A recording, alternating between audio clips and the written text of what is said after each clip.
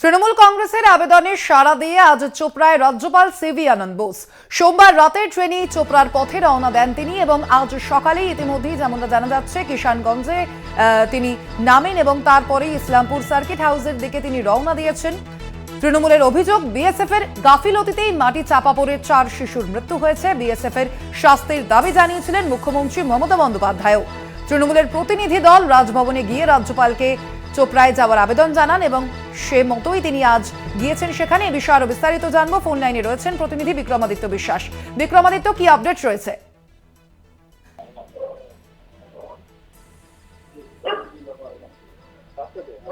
বিক্রমাদিত্য, শোনা যাচ্ছে? হ্যাঁ, বলো। বিক্রমাদিত্য, কি আপডেট রয়েছে? এখনো পর্যন্ত কি রাজ্যপাল পৌঁছেছেন চোপড়ায়?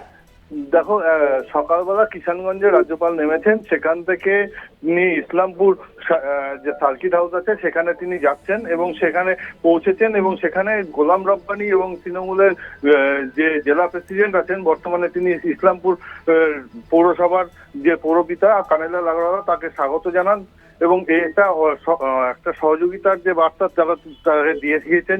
এতদিন পর্যন্ত রাজ্যপাল যেখানেই যাচ্ছিলেন সেখানে তিনি অসহযোগিতা পাচ্ছিলেন বলে অভিযোগ করছেন, কিন্তু সেখানে এই যে পদ্ধতি তিনি পেয়েছেন, যে আদর আপ্যায়ন তিনি পাচ্ছেন, সেটাকে কিন্তু তিনি সম্পূর্ণভাবে সাদরে গ্রহণ করেছেন।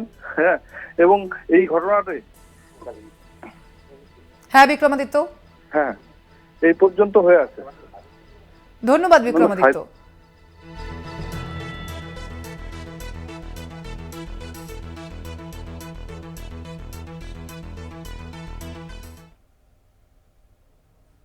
আমরা খুশি, আর আমরা এটাতেও খুশি উনি গিয়ে একটা ইম্পার্শিয়াল রোল আমরা আশা করি ইম্পার্শিয়াল রোলটা উনি করবেন।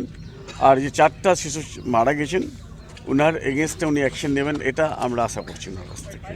আর সবথেকে বড় ব্যাপার, বিএসএফ ভার্সেস সিভিলিয়ান হয়ে গেছে ওখানে। বিএসএফকে আমরা শ্রদ্ধা করি, কিন্তু বিএসএফের গাফলতির জন্য 4টা শিশু মারা গেছে। আর যারা এজেন্সি বিএসএফ যখন ড্রেনটা খোলা হয়েছিল তখন ড্রেন খোলার আগে কমপক্ষে ড্রেনের ডিপিআর হয়, তারপরে স্যাংশন হয়, তারপরে অ্যালটমেন্ট হয়, তারপরে টেন্ডার হয়, তারপরে এজেন্সি যায়। আমি হঠাৎ দেখলাম ওখানে without tender, without work order কী করে একটা অত বড় নালা, অত বড় ড্রেন খোদা হলো 12 ফিট ডেপথ, আর 4টা ছেলে, জীবিত ছেলেকে মাটি চাপা দেওয়া হলো। এটার জন্য একটা মর্মান্তিক ঘটনা আর দুঃখজনক ঘটনা। এই ঘটনাটাকে আমরা ভুলতে পারছি না।